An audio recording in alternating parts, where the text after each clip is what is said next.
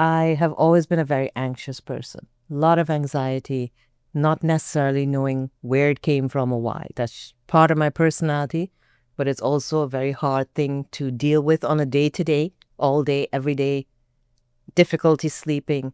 But I found if I had a way to channel, not have answers for why I was feeling that way, but just channel what I was feeling and write it down, it was almost like purging it, putting it out there, saying, okay, I'm restless, not sure why. I'm irritated, not sure why. But seeing it and then rereading it, I was like, oh, okay.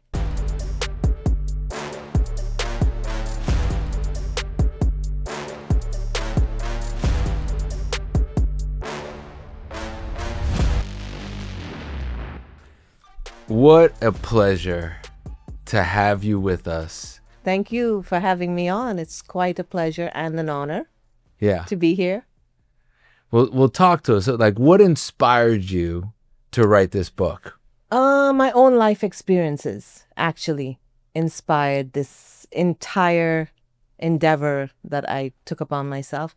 I thought all along our lives, things can become difficult, and we don't really have like a guide for this life. Experience teaches us, we get to like middle age, and now we want all the experiences because we have all the experience, all the knowledge to know what we should do, what we shouldn't do.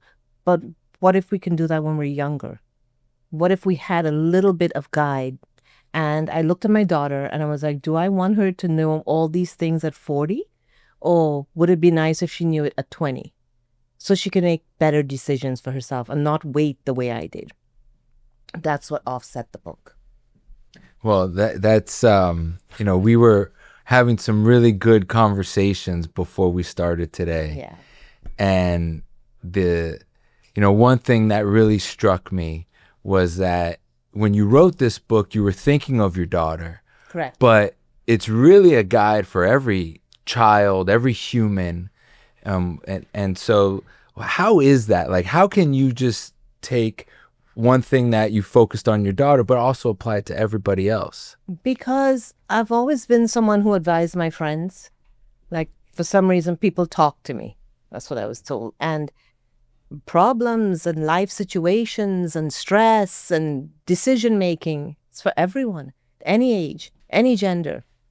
And any time in our lives, we can become stuck, paralyzed sometimes. What's the next step to take? So everyone has to have that internal guide, that thing that drives us, that self-reliance. And it started off with her in mind. But then as I started writing, it became, oh, anyone can benefit from this. Because getting stuck is not, just one gender or at some point in your lives. So yes, it's a guide from everything from your career to relationships to friendships to just your life path. But it's also a way to get unstuck. So the way I've written this is that anyone can pick it up at any time and quickly get to that section of the book that tells you, if you're experiencing this, this is what your recourse should be. And the name of the book is Things to Tell Your Daughter Yeah. by Dimple Bhatti. Mm-hmm. And how old's your daughter? She's now 23. So she's at that age where you want to give her the information that you learned the hard way maybe, or? I did learn the hard way. Absolutely. And she would listen when I speak, but not necessarily retain it as now when she reads it in that. That for her, seeing it in a book that I wrote has a whole different meaning to her. She shows it to her friends. She got all of them to order it. And they're like, one of the parts that you talk about in the book is journaling. Tell me about why you think journaling is important as a part of self-awareness and analysis and looking into ourselves. For me, this is personal. I have always been a very anxious person. A lot of anxiety, not necessarily knowing where it came from or why. That's part of my personality, but it's also a very hard thing to deal with on a day-to-day, all day, every day, difficulty sleeping. But I found if I had a way to channel, not have answers for why I was feeling that way, but just channel what I was feeling and write it down, it was almost like purging it, putting it out there, saying, okay, I'm restless, not sure why. I'm irritated, not sure why. But seeing it and then rereading it, I was like, "Oh, okay." And it helped.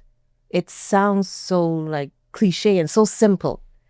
But if you look at it, journaling is just a new name for it. Everyone kept a diary growing up where we wrote down all these things. Yeah. And now it's called journaling. But Same you thing. definitely fooled me because you have this Dalai Lama like air about you of just total confidence and Calmness. and you're here telling us that you're an extremely anxious person. So whatever you're doing is working.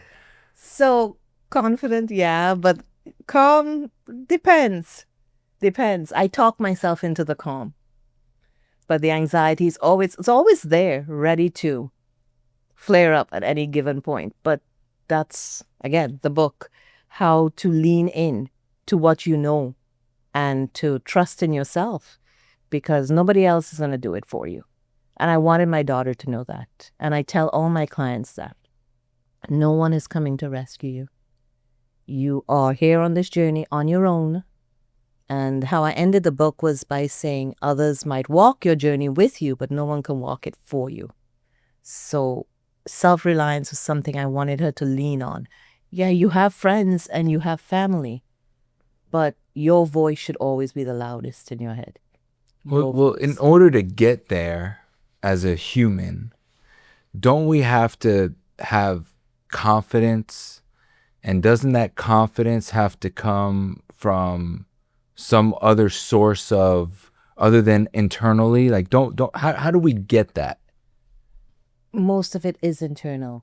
And it's also by owning our own mistakes. Like I was just talking to her yesterday and she said, oh, I regret doing XYZ.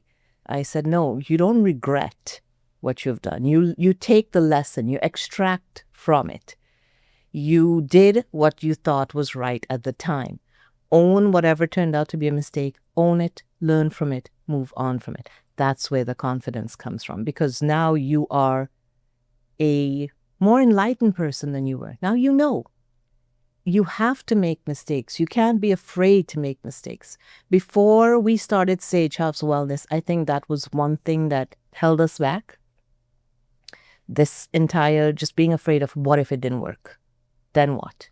What if we poured so much into it and it didn't work? Until one day we said, if it doesn't work, it doesn't work. But we won't know until we try. That's completely different than the way that Brett and I talk about confidence, right? To us, and I think what Brett's saying is our confidence comes from, okay, we won this case. And then we won that case. And then we won that case. And now we think we can win the next 5 cases. Your confidence, the way what you're teaching is owning your mistakes. Correct. Even owning your losses. Yes. Not being ashamed of them. No. Not regretting them. At all. Say, you know what? I'm better because I lost this case. And so now on the next case, I'm going to be even better, win or lose. You got it. Because if your confidence is being built on every case that you win, what happens when you lose one? It hurts. It hurts. You can't tie your happiness, your confidence, and who you are to any one outcome or to any one thing. Then Tell that to Tom Brady. He wins all these Super Bowls and you think he's so confident because he won all these Super Bowls, but you're like that Gatorade commercial, like it's not how many times Michael Jordan, falls down, it's how many times he gets back. up. That's the real winners. Or Federer. Federer gives a speech at Roger Federer, tennis player, Yes. gives a speech at a graduation ceremony, and he says, I played 400,000 points and I lost 300,000 of them. But the 100,000 I won allowed me to win so many championships. It builds character. It builds who you are. Every day is not going to be sunshine. It's what do you do when it storms? It rains. Are you going to curl up in a corner? Are you going to give up? Yeah. Or are you going to get up and try again? And I think that's what actually ends up being the winner part of your personality, because we're all going to face some type of setback. every person, whether professionally, personally, it happens. This is such an important moment for parents, young parents who are helicopter parents, the ones that don't let their kids fail. Right? What are those parents instilling in their kids for always being there, never allowing their kids to fail, never allowing them to face adversity? I think that just sets them up for more failure, because the self-reliance part, parents are not always going to be there. And I think it's a huge disadvantage to not let your kids fail, not let them fall. They won't know how to pick themselves back up. And I know people like this. I've seen people like this, coddled and given everything their entire lives. And when they're left, even in middle age, to figure out their life, they don't have a clue. No fault of their own. They weren't given the tools. And it's what they call tough love. But you have to, for your own child's advantage. It's not that you want to be tough on them, but it's a rough world out there. And no one's going to coddle them. And they need the tools to survive and to rely on themselves. What advice do you give, let's say, a young lawyer or even a more experienced lawyer? Let's say the lawyer starts having success, or anyone in their profession, they start having success. How do you fight against the natural inclination to take it easy now that you make it to the top? What advice do you give people to stay inspired, to keep reaching for more? I like that question. A long time ago, I heard a man give a speech. I don't remember his name, so if anyone knows, help me. And he said, and I just remembered it for always now. He said, the top of every mountain is the bottom of the next one. And when this book came out, people were like, oh, so you wrote a book? Well, I said, I have already forgotten about that book. I'm on to the next one. Because everything will have a shelf life. You have to keep moving. You can't get complacent. Yes, by all means, be proud of your successes, be proud of your wins, be proud of what you've built. Keep moving. Everything has a shelf life. So if you don't keep moving, you'll just expire. And even as parents, if you teach your kid to accept, let's say, the feeling of losing or the feeling of defeat, now you have a new challenge with your child. And is it the same thing with parenting? You get a successful event and then you have to keep moving and keep challenging yourself to be a better parent? Yes. Yes, you have to grow with them. I learned that. You have to grow with them. And I'll give you an example. A year ago, my daughter had her heart set on going to do her master's in London. Her heart set. And she got in and everything was good to go. And then, with all the stuff that was happening here at the time, all the kids from the U.S. got a letter saying that they're going to have to wait on a wait list for 1 year for visa issues and whatnot. And so she told me she didn't want to wait a year. Now what does she do? She was very upset. She goes, I wanted to go to London. And that was the day I sat down and said, we don't always get what we want, but we got to trust that our path opens up for us where it needs to be. And she's like, but I want to go. I said, you have 24 hours to cry about it, whine about it, feel bad about it. And at the end of those 24 hours, you're going to sit back down and come up with a plan. Where do you want to do your master's? The 24-hour rule, right? Yes. I'm like, you can only waste 24 hours regretting and fighting against something that you can't do anything about. I like that rule. Because you're acknowledging the feeling. Mm-hmm. You're not saying, hey, don't cry. It's not that big of a deal, because then you're disconnecting with your daughter, with your child. But by telling her, look, I acknowledge that you feel hurt. I would feel hurt. But just take 24 hours to experience that hurt, understand what it feels like, and then find a way to move on. Exactly. And doesn't it also work for the good things that happen in life? Yes. You know, I think a 24-hour rule, maybe this is one of the I chapters. like to celebrate the good things a little longer. Give me more than 24 hours. They're harder to get. You can celebrate a little longer. The bad things are easy to harder get. to get, You know, yes, you can walk across the street, get hit by a car, but it's a lot harder to That's more. have a good thing. You know, Go across the street, our get world. hit by a car, and then come to you guys. you're thinking like you're thinking, Doc. Well, you know, transitioning into something else is something that I always talk to my kids about is situational awareness. I think that that is such an important quality for kids, for adolescents, for adults, to always know what is going on around you. You have to know what is going around you, because that's the only way you are going to be able to make your informed decisions and move ahead with what you need to do. You cannot be in a bubble and think what is happening here doesn't affect you, what is happening there doesn't affect you. Everything is connected. And I also tell my daughter, stay aware, be on top of what is happening, not obsessively so, but you need to know. The world is not just you. It's not just spinning for you. And the sooner you realize that, it's when you will learn compassion, grace, empathy, and just being quite aware of everyone and everything around you so you know how to proceed in life. Let's say one of our audience wants to write a book like you did. Okay. How do we do it? Where do we start? What's the day one look like? Did you outline the book? Did you keep notes in your iPad? Did you wake up at 5 a.m? All of the above. Most of this writing, unfortunately, took place at night. Like, I'm so serious. I made notes. You start with what you know. That's how you get a book going. You start with what you know. So a lot of the book is my own personal experience, put in a way that I can help others if they're experiencing the same thing. So notes, started writing, and as with everything else, when I started, I'm like, how? But it began to flow, and it got there, and then that wasn't the hard part.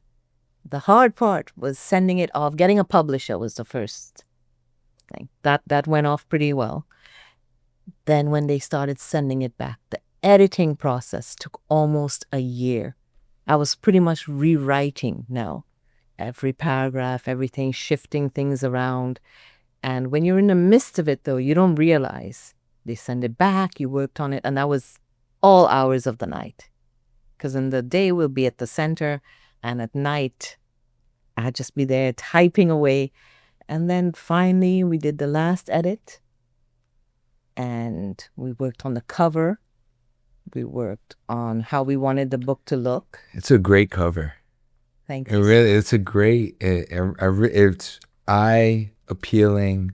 You really nailed it. How do you get an editor or publisher? A publisher, they want to see your manuscript. Now, I knew about self-publishing, but I didn't read. That would have been my fallback.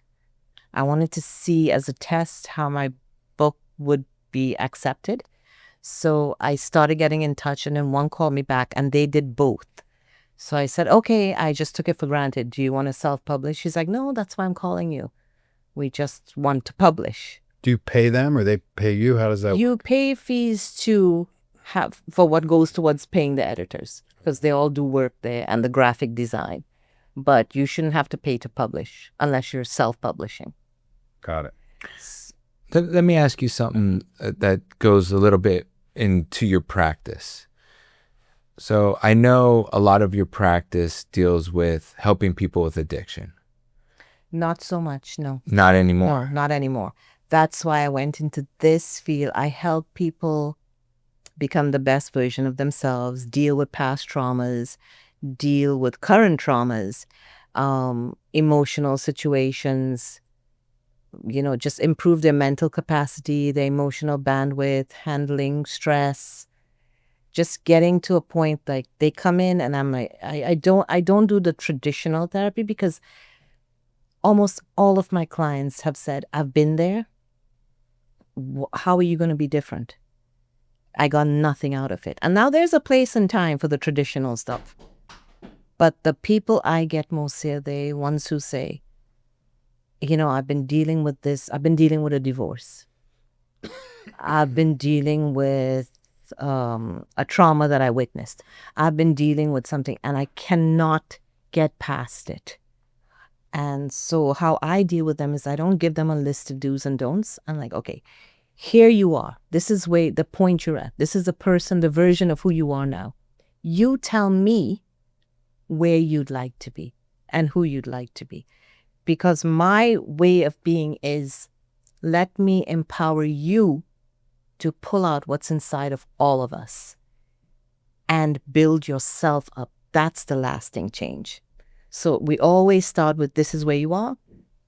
This is where you want to be. Tell me how I can help you get from here to here. And that's how we work for all my therapy sessions. And so a lot of your time is spent helping people through traumas, Yes. through stressful situations. You know, there's a lot of lawyers that listen to this podcast. And so what would be your first advice to a lawyer or a professional or anybody that has that stressful situation that needs help or needs to at least acknowledge their situation? I know the way society has made things, like asking for help, seems to be such a big deal. Less so now. And that's a good thing. It's getting less and less. But I always tell, like, I've had clients that say, oh my God, no one can know I'm coming in here. I said, listen, if you broke your arm, you would go get help to get it fixed.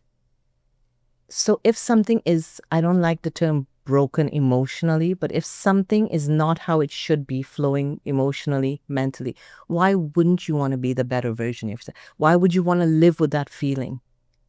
So try it, see how you feel, and touch wood, have good success rates. They feel like new people after.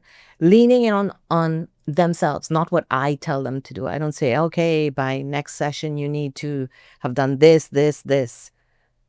I guide them through it. So when they find themselves in similar situations or any other stressor, they have the tools. They know they're a different person through the sessions. They become this stronger person who can say, okay, I'm not going to crumble with this. I can deal with it, which is what I try to get them to do. It goes back to what we started with, you know, watching people fail and helping them get up makes them stronger. Learn from how they failed and try to build on that. I was telling Erica yesterday, I said it's like the difference between handing someone the fish or teaching them to fish. Huge. And do that with kids especially. If you hand them everything, the fallout is, it never goes well. You'd hardly ever see a child that was given everything push themselves to do much. It's usually the ones that had some sort of friction, some sort of trying times where parents were like, you figure it out.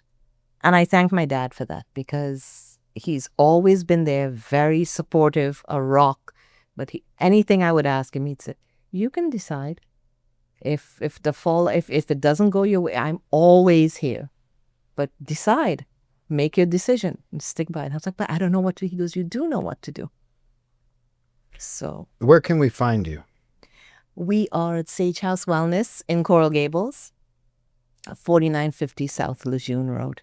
And what's Sage House Wellness? Yes, Sage House Wellness. What do you offer there? We offer acupuncture, Chinese medicine, therapeutic coaching. To sort of tie it all in, last chapter, self-love. The most important bedrock of anyone's life. Tell us about that. Without self-love, which is so mentioned in my book right through, you cannot be the person that you were meant to be. And I have people who have had relationships and they're looking for this love in everyone else. Like, you cannot find it. It's in here. It's always in here. And the minute you change your mindset to realize that everything you need, you already possess, your life will change. You can't expect anyone to love you if you don't embody that self-love yourself. Show up for yourself, keep promises to yourself, do the hard things for yourself, and life changes. And I say this to everyone, we did it. Erica and I did it. We know it's not an easy road, but it's the best feeling. When you conquer yourself, everything else is easy. Extremely enlightening. Thank you so Thank much you. for your Thank you for joining having us. me. Yeah. Thank you. This was great. Thank you so much. Learned a lot.